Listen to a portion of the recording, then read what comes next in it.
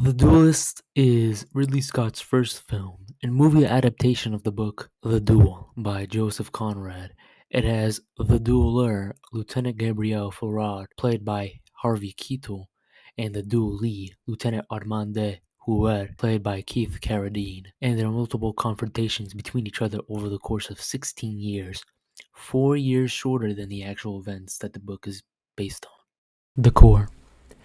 The movie is based before, during, and after the Napoleonic Wars, beginning in 1800 Strasbourg, France, and ending in 1816 at a ruined chateau, also in France.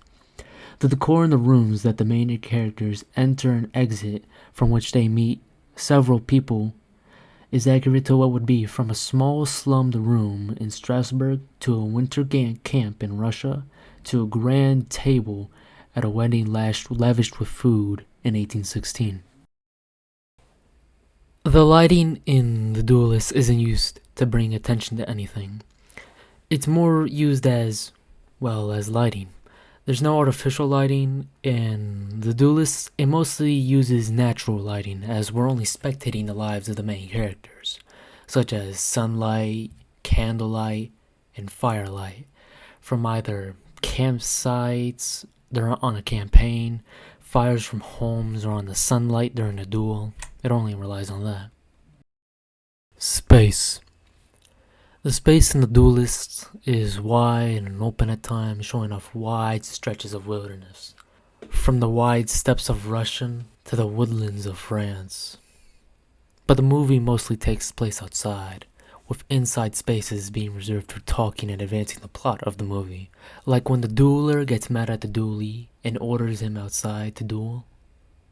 That took place inside. But tight shots are only reserved for duels, to create a sense of stress, or a wide shot to show how the duel looks like.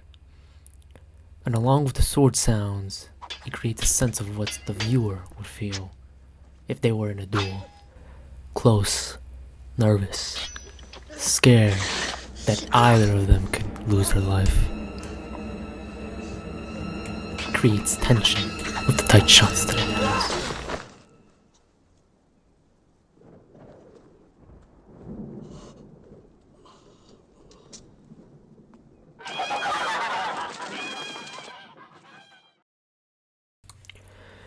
Costumes. With the entirety of the film being set before, during, and after the Napoleonic Wars, and with both main characters being a part of the French army before, during, and after the Napoleonic Wars, their uniforms for being a part of the Hussar divisions is very accurate, with their cavalry uniforms, hats and swords, and pistols being well maintained and accurate of the time. And with both main characters being able to grow mustaches, they do follow the code of twisting it upwards and waxing it daily.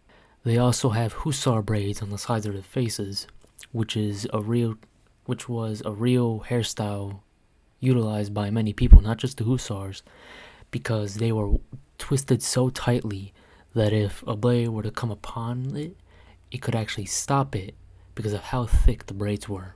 And their uniforms are different colors, being a form of identification of division within the Hussars. And their dueling uniforms mostly being their white undershirt from their uniform and their uniform pants, as they're not trying to be all fancy when they're trying to kill each other, you know. But the last duel is different, taking place after the Napoleonic Wars, with the dueler siding with Napoleon. He is seen in a trench coat and some basic undershirt and pants, showing that he doesn't dress the way he once used to before in the film. With the duelee having been married to a rich woman, he dresses extravagantly in a nice suit. He shows up in a nice suit, and he only duels in undershirt and pants as well. Conclusion. The Duelists, being Ridley Scott's first major film, is really good. It won an award at the Cannes Festival in 1977 for Best Debut Film of a Director, which is pretty good. It's not a bad movie. It's not the best movie, but it's a good one. It's about two men one of which who holds a grudge, and the other forced to deal with his grudge, each of them being bested by each other and fighting together with each other.